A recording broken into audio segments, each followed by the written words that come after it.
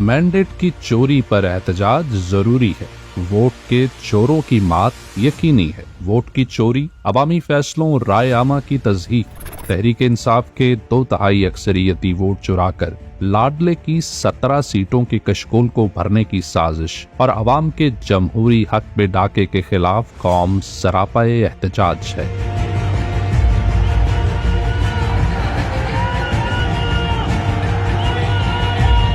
आइन की पासदारी के लिए, जमहूरी इक़्तिदार के तहफ़्फ़ुज़ के लिए इस मुनज़्ज़म धांधली के खिलाफ कौम और पाकिस्तान तहरीक इंसाफ के मुल्कीर और पुरअमन एहतजाज में शरीक होकर पैगाम दें कि उनका वोट अपनी हकीकी आज़ादी की खातिर था, जिसकी चोरी दरअसल कौम को जबरी गुलामी की तरफ धकेलना है। इस धांधली के खिलाफ निकलो।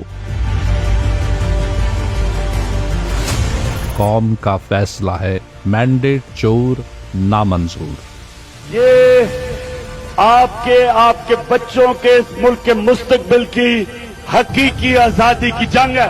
जो इस मुल्क में तब्दीली आ रही है, कोई ताकत नहीं रोक सकती।